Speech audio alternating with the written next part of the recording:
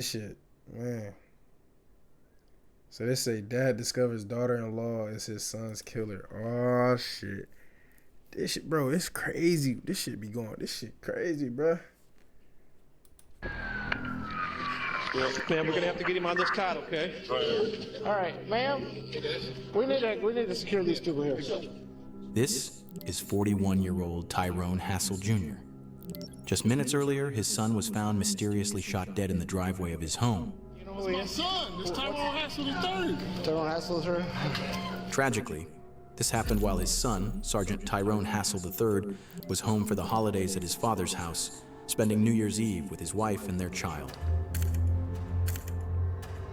His wife, Kamaya, was the one who first found Tyrone outside the house. Hey, back up! Whoa. No. She immediately called police and was clearly panicked and extremely distressed. I need help. My husband was shot. At first, officers thought the tragedy was the result of a robbery or a case of mistaken identity, This may be a robbery. but they would be horribly wrong. What Tyrone Hassel Jr. didn't know yet was that his daughter-in-law, Kamaya, was hiding a dark secret that would ruin the family's life. As the investigation continued, detectives would uncover a toxic relationship and a twisted conspiracy, with Kamaya at the very center of it all. No, he just brought us something to eat. Okay. So we sit on the couch eating, and then I just heard gunshots. If I tell you that this guy, who I think did it to my son, ain't a black person, would y'all treat him the same way? Absolutely. Wait, I'm confused. I want to know what's going on. Nah, the driveway is crazy. 911, what's the address of the emergency?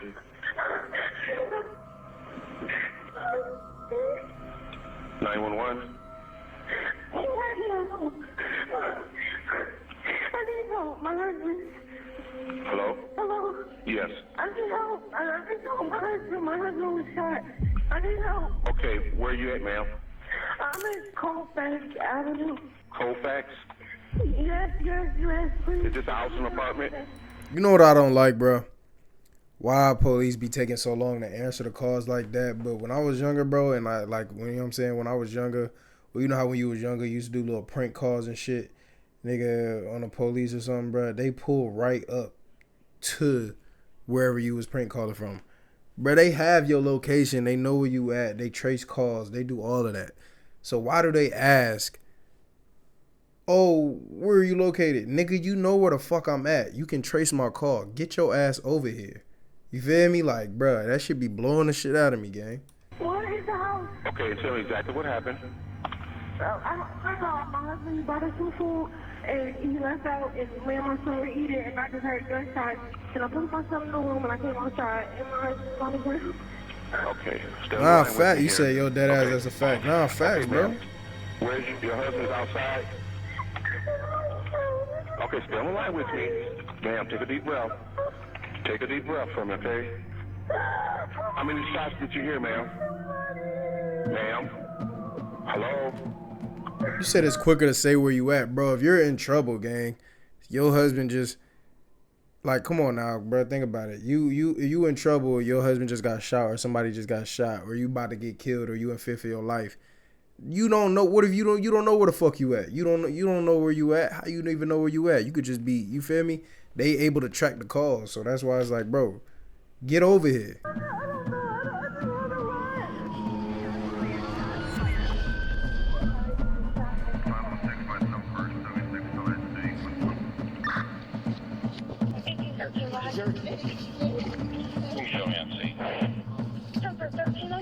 You said on the phone just chatting. Hey, Sarge, can you get some Yeah. tape and secure this for me? Yep. At the scene, officers immediately found the victim slumped against a full-size pickup truck. He had serious injuries, multiple gunshot wounds, and heavy bleeding, but he was still breathing at the time. Let me know. We gotta get him on there, guys. Ma'am, we're gonna have to get him on this cot, okay? I know you. I know. Well, let me get in there, ma'am. Okay? Let us get in there, hon. Okay? Let us get in there. That way. Ready? Follow him with the sheet. So we need to get the sheet up there. Get these people back. Pull that sheet. Word spreads quickly in a small community, so family members and neighbors were all on the scene within minutes. I'm gonna be honest, it does not look good. Oh, no! I know this is messed up. We gotta get you guys out of here so we can secure this scene, okay? We gotta collect some evidence and find out what the hell's going on here, okay? Come on here with us. Come on out here with us. I know, man. We gotta get you out here a second, okay? We'll talk to you in a minute. Do you live here, bud? I live here. Okay. My grandson is probably in there by himself. Okay, we'll go. I'll go take care of that for you if he is. We'll get you in. Okay, we'll get you in there, okay? Okay. All right. Kamaya and Tyrone's young son, just over a year old, was still in the residence. Officers conducted a search to make sure the child hadn't been harmed in any way. Yeah, let's go. Where'd the lady go here? Let's go clear this house real quick. There might be a baby. Yeah, they're shell casings, guys. Just be careful. Okay, buddy. Okay, come here, buddy. I won't hurt you. Okay, I'm gonna take you to Daddy. Come on. I got you, bud. Come on. Okay. Shut up. After locating the child, in the emotional and intense scene, paramedics were simultaneously working on the victim. His wife was trying to get into the ambulance to go with her husband. Hey, back up! Whoa. No. She got something to do with it. You grab the tape from the ambulance, get out the job. With Kamaya clearly distressed and more people gathering at the scene, officers had to balance two things at once. While paramedics were working to save Tyrone, police also needed to secure the area. I feel like this what I feel like just off of her reactions and how she, you know what I'm saying, moving. I feel like you said I hate when white people call us buddy, no funny shit. Nah, facts.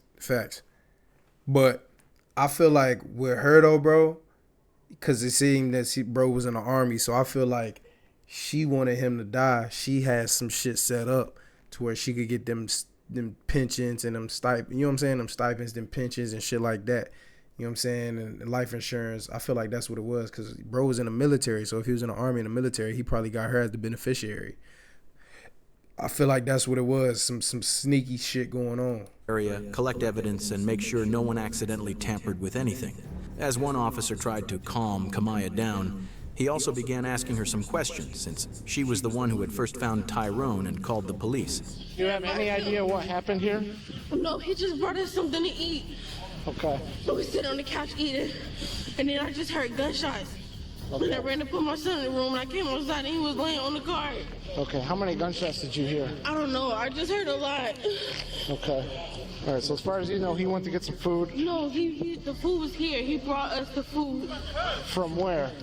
Our cousin's house. Okay. They have food at the house. It was out. The food was outside. Like he stepped outside to get the food. No, the food was in the house. He was leaving. Okay.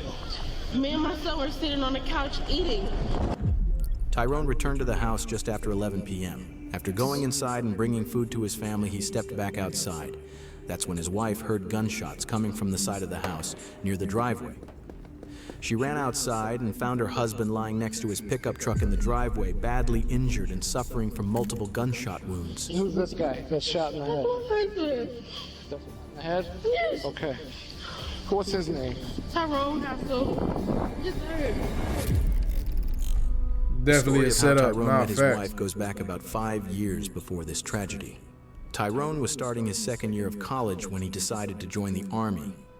In 2015, he met Kamaya while they were both serving in the military and stationed at Fort Carson. Their relationship moved fast and quickly became serious.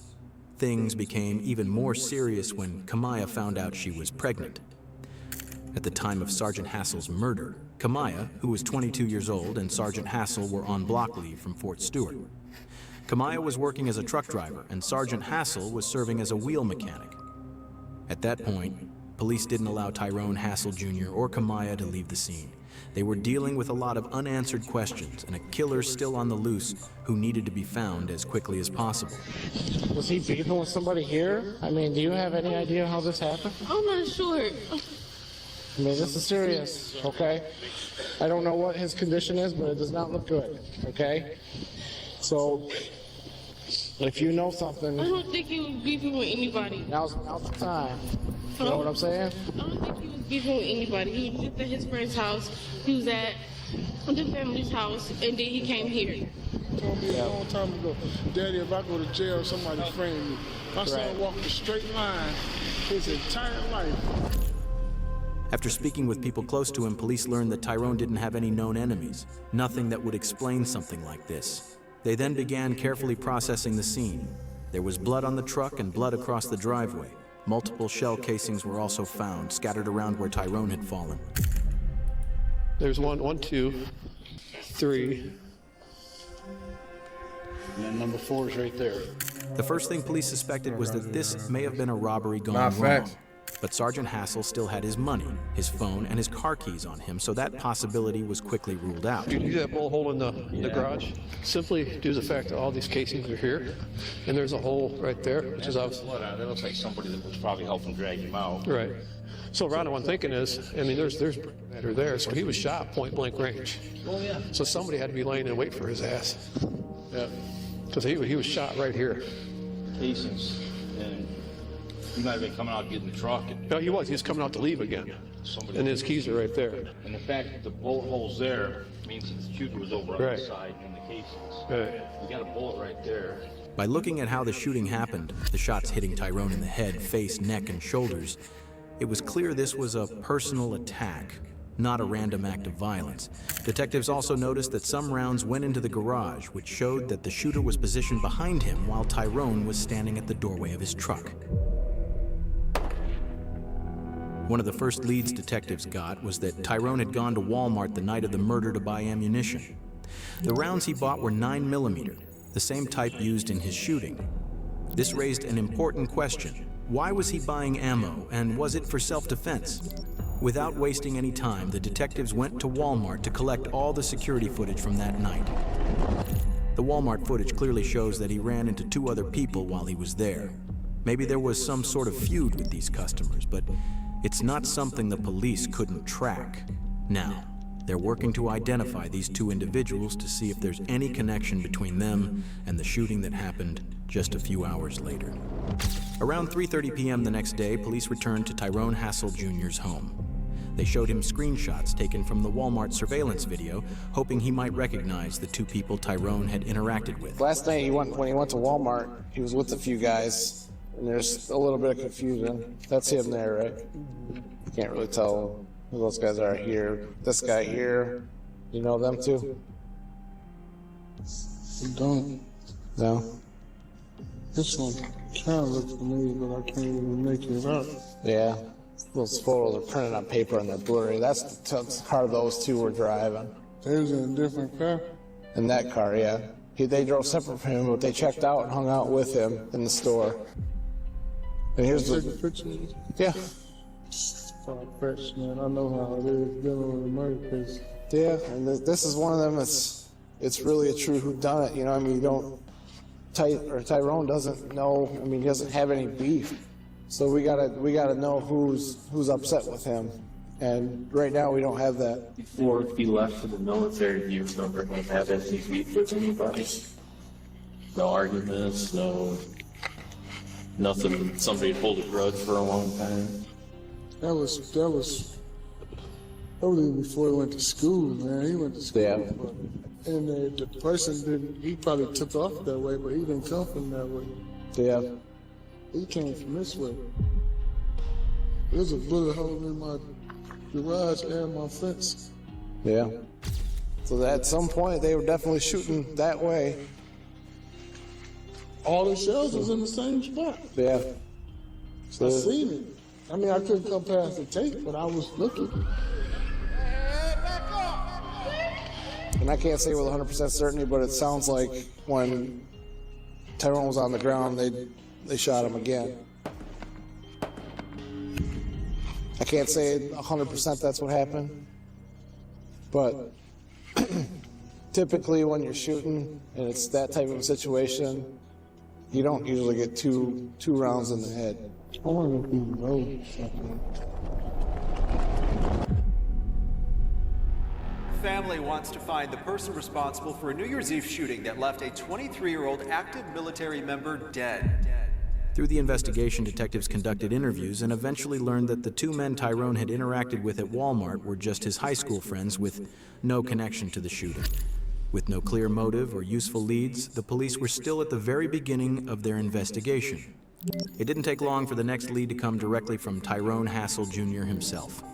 He started going through social media. See, I ain't gonna lie. When you elevate in life, bro, and you get past certain people, you can't go back to the past and fuck with people that was in your high school or fuck with people that you used to know, cause people envy you, gang.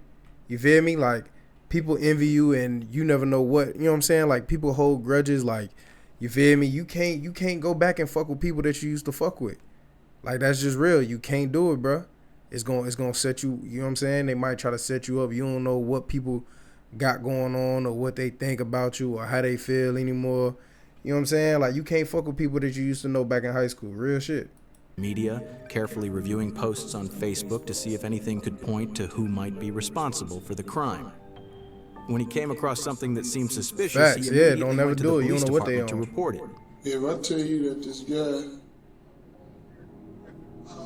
who I think did it to my son, ain't a black person, that he's not a black person, would y'all treat him the same way? Absolutely. I think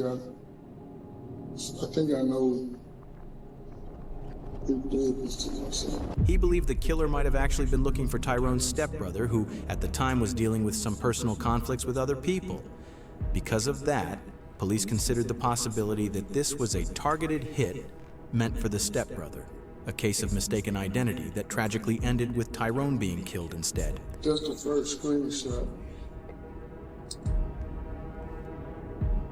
Oh, that's what you're thinking? Now, you know Yep. my stepson. Yeah. He's into a bunch of shit. Oh, and we know. Police interviewed Tyrone's stepbrother and took his statement, then followed up by speaking with other witnesses connected to him. They pushed this lead as far as they could, and it took about a week to interview everyone involved. But once again, it went nowhere. As the investigation continued, the evidence police gathered made one thing clear: the stepbrother was not involved. There was no indication that he, or anyone he had issues with, played any role in the shooting. On top of that, his appearance was very different. He had long dreadlocks down to his shoulders, making a case of mistaken identity with Tyrone highly unlikely. In cases like this, when police don't have an initial suspect, they're forced to follow every possible lead. After that, police began receiving a large number of tips from the community. In several of those tips, callers said Tyrone had been seen in the roller rink area, where he was involved in a verbal confrontation with another person. Detectives then located Tyrone's friend, Dylan. They brought him to the police station to talk in more detail about what had happened and see if it could be connected to the shooting. What did you see there? We got there and we see him speaking, he just give us an odd look and then You said, did this nigga just try to rat on his stepson? Nah. I mean, he it's his stepson though. He said, man, y'all know what my stepson be on. You feel me? Like, that's basically what he's saying. He's saying, like, you know what my stepson be on, man. You know what type of time he be on. You feel me? So that's basically what he's saying. Tyrone cut out early. Shit. He ain't gonna, like, man, his real son just died, and if he feel like his stepson has something to do with it, you know what I'm saying? Or he feel like his stepson played a part in it, shit, what you gonna do? You know what I'm saying? So this drama dude was on Apple Street too? Yeah. Wherever that was? Yeah, he just like give off this vibe. He mentioned that there had been a verbal altercation with a guy known by the street name Drama. Investigators decided to follow up on that lead to see if it had any connection to Tyrone's murder. They also brought in 2 other friends for interviews, hoping to get a clearer picture of what really happened. You say you crazy for that? So the reason I'm here, you were at the roller rink Sunday night with Ty. So did you see anything happen out there that looked funny or anything like that? Because one of the guys that was with you saw him and Drama have like some kind of like a gaze, maybe a glare type thing that happened. No, I didn't. I didn't see anything. No. Majority of the time he was there, he was just skating. Did you see where Drama was at all? Did you know who I'm talking about? I didn't see it. I know him by the name of Drama, but Dude. I didn't see him. Okay. This is just one of the many leads. You said you think it's the wife, she set him up? Names Facts, getting me thrown too. out there. And Drama was one of them. Somehow, some way, I just feel like the wife is connected to this shit, bro. Facts. Comes to a head and they find out what's going on because Yeah. It's weird because you don't have random gunshot type stuff happening. No. On Colfax. Oh, no. Dead end after dead end. The process of chasing leads that go nowhere can be exhausting for investigators. But what detectives still didn't know was that one of those tips would eventually become the key to solving the case. The person responsible had been right there the whole time, standing close to the family and the police, appearing to grieve along with everyone else. A revelation that would soon shock the entire community. See? Through the investigation, a resident came forward and reported something unusual. On the night of the murder, they noticed a vehicle backed into a driveway at a residence. That detail ended up giving detectives one of their first major clues. Hey, Walt, how are you? Hungry as ever. Hungry as ever? Yeah. Hi. We had, not bad. We've had better days in St. Joe Township. Yes. We've had a shooting over there, and Frank said you saw a vehicle parked over here? He parked out in Brown's driveway, backed in. Okay. The reason I know all this, I was in my bedroom watching TV and I had the shades open. I could see everything that goes on. Mm-hmm. He got out of it, well, first of all, About what time was this? 9:30, 10. Okay. Somewhere around there, right?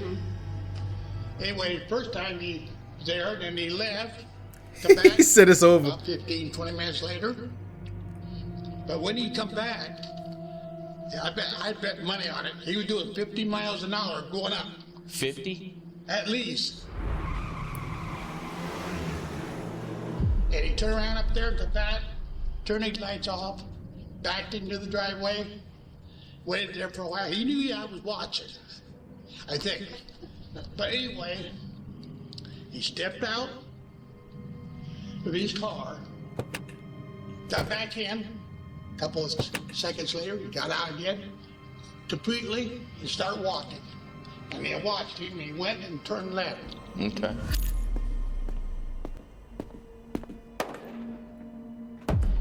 And I just add two and two together. He has something to do with it. Okay. Did you hear anything? When I was in bed, yeah. Okay, what'd you hear? Gunshots. Okay. Then after that, did you see anything? No, I was in, like I say, I was in bed. And I heard, it woke me up. Okay. So the vehicle was described No, as that's a the black neighbor. four-door car that had backed into the driveway of a vacant house that was listed for sale. Detectives were able to get a license plate reader hit on that vehicle, tracking it as it passed through Illinois toll booths captured on surveillance cameras. That plate came back to someone in the U.S. military, serving in the same battalion as Sergeant Tyrone Hassel III. Damn. The owner was identified as Jeremy Cuellar, a member of the same squad as Tyrone. Using the license plate data, investigators were able to place his vehicle near the scene of the crime on the day of the shooting. For the Damn. first time, the investigation was starting to show real progress, and police finally had a name. Before detectives spoke directly with Jeremy, they immediately contacted investigators at Fort Stewart, working with the U.S. Army. So I'm guessing that Jeremy used to fuck on his baby mama, and then he ended up getting married to her. And it's some shit going on with the wife, bro. I'm feeling it. I feel it. Watch. Army investigators began going through the platoons connected to the case and interviewed several service members. One of them was Sergeant Bacon. He had personal first-hand knowledge of Jeremy Cuellar and Kamaya Hassel, information that would quickly become critical to the case. See? So when y'all would hang out, what would y'all typically do? Talk and drink and just chill out the room. So any relationships between any of those people in that group going on? I mean, in Korea, I knew Quinn Haskell messed around, and then that was it. All right. Tell me what you know about that. I seen them together and messed around, and then was it like, you know, everybody had their own little battle group in Korea. So when you say messing around, what are you getting at with that? Because obviously, you know, everybody's got different. Oh yeah, like sexually. I'll help you with that. So they were all in Korea, and that's where it started. He and the girl had a relationship going on, and that the guy that died had said something to him, so they had words, and then he had threatened him. The relationship between Jeremy and Tyrone's wife turns out to be a crucial piece of the puzzle. It adds real weight to the motive and helps explain why certain things may have happened. Once Kamaya's name comes into the picture, police have no choice but to focus on her next. A turn in the case that would shock everyone. But detectives still need the full story. Was Kamaya being stalked by Jeremy, with him becoming obsessed and ultimately deciding to eliminate what he saw as his rival? Or was she actually part of it, aware of what was going to happen and involved from the start? What was going on? When did you guys become romantic? You guys seen each other while he was in Michigan? Now listen, did you see him while you're in Michigan? Because they're going to take your phone apart. When they take your phone apart, it's all there. So what I want to say is, before they do that, I want you to be honest with me. I've worked the same amount of hours that he worked, and I still have to come home and do everything for the baby. I agree, that's not fair. And it's like the reason why the relationship and a bond was built between me and Jeremy is because he will always tell me, you don't have to worry about that. When me and you get together, I'll make sure you have your breaks. I'll do this for the baby. I'll do that. Trifling ass bitch. You low down, dirty, shame bitch. Stop the cap. Stop the cap right now. Stop the cap. No more. That's crazy, bro. You telling me this a hard-working man, he doing all this, bro. You said she part of it, Doug. I been knew she was a part of it, gang. I been knew it, bro. I been knew she was a part of it. I been knew she had something to do with it. She thought the grass was greener somewhere, and then they tried to get him up out of there. This is crazy, gang. Damn, I was in the ad, nigga. Who part by the white folks? What you mean, brody? It was the nigga. So she ended up beefing. Bruh, it's crazy, bruh. Like I'ma post this vibe. And it just made me really feel like that all of that was gonna happen. The first striking thing about Kamaya in the interview was how cold and calculated she was. Definitely not normal for an average person. You could even say she manipulated Jeremy into pulling the It was the nigga that she was fucking with in Korea when they was all based in Korea, and then they ended up getting an argument back in Korea when they was together. The new nigga, the husband and the ex nigga Jeremy, and she was saying that, oh, the nigga was just selling her a dream and she was fucking with it, so she ended up deciding, you know what I'm saying? Like, just like a bitch, man. A little hoe, bruh. See, it's always a hoe on why a nigga get killed, bruh. Fellas, that right there is a lesson, gang.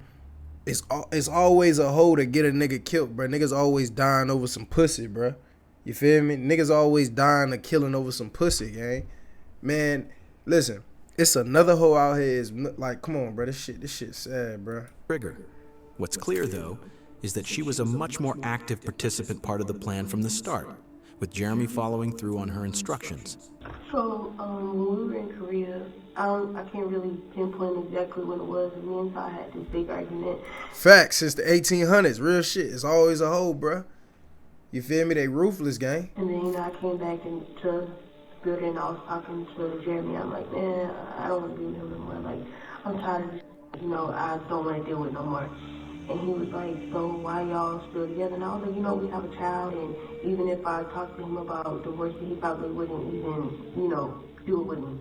And he was like, I can handle that. And I was like, what do you mean by that? He was like, What I tell you? She trying to get that cheese. She talking about, oh, I can handle that. Low down, dirty, shame ass bitch. I can handle it. I get that guy, get the girl on my spot. And well, it just started to progress. Why did you do it in Korea? No, it was just planned in Korea. It wasn't to be done in Korea. It was just planned in Korea when we got back to the States. But I didn't take it serious because even though I... Now listen, this is where you and I stay straight. Because you didn't take it serious because you knew he was out there that night with a gun. So were you guys talking because they're going to get your correspondent every day? He would be like, what's today looking like? And I'd be like, well, he's out cutting hair. And he'd be like, okay, well, we'll be up there in a few hours. And then he'll come up here and scope out and see if he'll come home by himself or if he wouldn't. And then we would try to take the opportunity. I said, well, he's about to bring us something to eat. And then that's when he came. So you called him and said, well, hold on. I just come back to bring food. Yeah, I said that he was coming back to bring us something to eat. I knew it, bruh, from that fake ass cry she was doing in the beginning. He was just bringing us something to eat. Jeremy, what she was saying, bruh, Tyrone, that's my husband. Lying ass bitch, you done set your husband up, got this man killed just because you was tired of being, man, bruh. Bitches. No, he just brought us something to eat. So we sit on the couch eating, and then I just heard gunshots. See? I talked to him about it, and he didn't want to. You put your needs, your wants above somebody's life. I did. Often suspects won't say much to the police, but when she confessed during the backdoored him, interrogation, facts. almost everything she talked about was about herself, how things affected her, why it had to be done, and how calculated it all was. You know, you said you feel about as responsible as Jeremy is. I mean, would you say this is a 50-50 you guys were on this?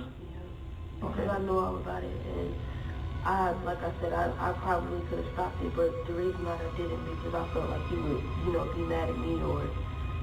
And not love you anymore?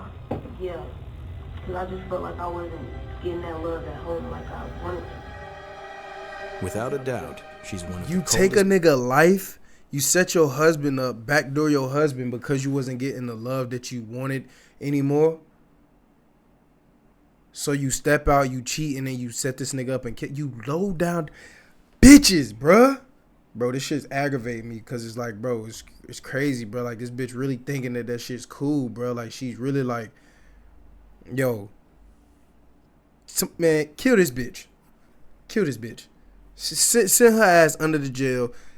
Like, fuck this bitch. People you could ever come across in any true crime story. At the same time, the Army's Criminal Investigation Division in Georgia brought Jeremy in for an interview, coordinated with local law enforcement. Both interviews were conducted at... But that just goes to show, bro, women always thinking emotionally, gang. You feel me? They're emotionally unstable creatures. I was literally just preaching this yesterday, gang. They're emotionally unstable creatures. When their emotions are involved and their emotions feel tainted with or feel played with, they're going to go above and beyond and do the most craziest shit. That's why women be keying cars, slicing tires, throwing bricks through windows. This bitch just went to the ultimate and just set her own husband up. You feel me? The father of her child. You feel me? And got this nigga killed because she wasn't happy anymore. Like, what? What the fuck? Like, yo, what the fuck is this, bro? At the same time, making sure Jeremy mentally and unstable Kamaya creatures. had no chance to communicate with each other. You've probably seen or heard on TV shows, you have a right to remain silent, you have a right, to an attorney, those types of things. And at this point in time, do you wish to have a lawyer? Okay. Exactly the opposite of Kamaya, Jeremy didn't say a word. He invoked his right to remain silent, and at that point, the interview had to be ended. During the investigation, the mounting evidence against Kamaya was overwhelming. Her confession made it clear this was a planned and premeditated act, and that Jeremy had come up from Illinois to carry out the homicide. Kamaya wanted her husband dead because she felt he wasn't taking care of her properly. She believed she was overburdened and had too much responsibility. Her narcissistic traits became even more apparent during one police interview when she was asked if Sergeant Hassel had life insurance. She casually mentioned she would receive $400,000 from the Army after his death. Didn't I say that shit in the beginning, nigga? I fucking said that shit in the beginning that it had something to do with the life insurance. She was gonna get some type of payment. Nigga, didn't I fucking say that? I'm the fucking GOAT, nigga. I'm the fuck, bro. I said it, bro. It's always about some money, bro. Like that right there is literally what I was explaining before, bro. I said it just take any female, the right nigga, the right circumstance for them to fold, for them to cheat, for them to do anything, bro. It was that life insurance. Didn't I say that in the fucking beginning, chat? I said that in the beginning. It was going to be the life insurance. If she's getting some type of breakthrough policy, you know what I'm saying? She's getting something if he ends up dying because they was all in the military. And she's probably the beneficiary. Didn't I say that shit, gang? Wow, bro. This shit's crazy, cuz, bro. She casually mentioned she would receive $400,000 from the Army after his death. See? The financial motive was clearly a factor in the crime. See? But what really happened that night was that Tyrone was actually bringing food back for her and their 1-year-old son when the hit occurred. Kamaya was at least as involved, if not more so, than Jeremy. He was just happy to be the one pulling the trigger. In the end, Kamaya was arrested for first-degree premeditated murder. On August 29, 2019, about 8 months after Tyrone's killing, she was sentenced to life in prison without the possibility of parole. She will never see freedom again. Jeremy also pleaded guilty to second-degree murder on July 30th, 2019, and was sentenced to 65 years in prison. With his earliest eligibility for parole at age 90, it's extremely unlikely he will ever get out. He later tried to withdraw his plea, but the Michigan Supreme Court refused to hear his case in 2021. How you doing, sir? I'm all right. Under the circumstances. Man, she wanted me to do it, man. Like, and I ain't gonna lie, I wanted her. You know what I'm saying? And she knew what she was doing. She wanted the money. So I don't know what that's crazy. It's crazy. Honestly, I was blind. You said you hope that money went to her son? Facts. I thought that was love. You know what I'm saying? I was just wondering if she talked to you about that afterwards. I mean, yeah, she did. Matter of fact, she did. She was like, yeah, like, he died in my arms. And she was saying she was sad about it. And I'm like, then why'd you have me do it then? Like, you know what I'm saying? But she was just like, it's cool. Like, I could tell by the way you look, man, you want me to burn in hell, sir. And I understand that. I understand that. You know what I'm saying? I really hope you can forgive me. You know what I'm saying? I know it's gonna take forever, or you might not. But I really hope you can. True enough, you killed my son, but I don't think. I know I'm looking at somebody that had a twisted mind at one point. You seemed like a good cat. And I hate this situation had to happen, especially I hate it had to happen to my son. I'm never gonna. The only thing I can do is visit him in the grave. Man, fuck that. I'm gonna tell that nigga, fuck you, pussy ass bitch. Fuck you and fuck that trick ass hoe. That's what I'm gonna say, nigga. You got me fucked up. Nigga, you just killed my son and you was riding with this low down dirty shame ass bitch of a stepdaughter that I had or fucking daughter-in-law that I had. Man, fuck both of y'all. I want both of y'all to burn in hell, you goofy ass bitches. Fuck both of y'all, nigga. You got me fucked up.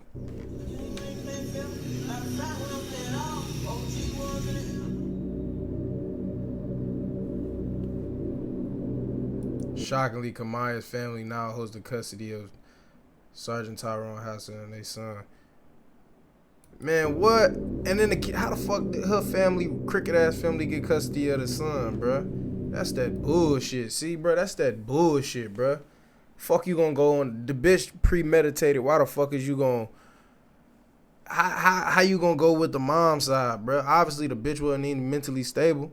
You feel me? Obviously the bitch wasn't shit, bro. Like, man, y'all got me fucked up, bro, man. See? Man, fuck that, bro. I ain't gonna lie to you. Fuck that. I ain't never, hey. I don't even want to have kids no more after watching this shit. Man, I can't run around with no low down dirty shame bitch like that, bro. These bitches already ain't shit nowadays, bro. So then, like, you feel me? It just like, bro, this shit crazy, cuz. This shit wild, man. This shit wild, cuz. Damn, boy, that shit fucked up, boy. That shit hurt, boy. That shit hurt. That shit, she killed the pops. Wait till they get older. Nah, facts. Facts. When the kid get older, then what she gonna, you know what I'm saying? Like, when the kid get older, he gonna be like, where my dad? You know what I'm saying? He gonna have to find out, nigga, your mom killed your dad. Like, nigga, what? You feel me? Like, your mom killed your dad. Like, think about that, bro. Your mom locked up in jail for killing your dad, and you grew up with your mom's crazy side of the family. Bro, fuck that, nigga. The kid gonna despise the fuck out of that family, bro. You know what I'm saying? Like, the kid is gonna despise the shit out of them. You know what I'm saying? And I don't doubt it, though, bro. Like, they deserve all of that, bro, because that right there, bro, that shit right there is fucked up, cuz. Like, that shit, bro, that shit hit different, gang. That shit wild, bro. That shit wild, cuz. I ain't gonna lie to you.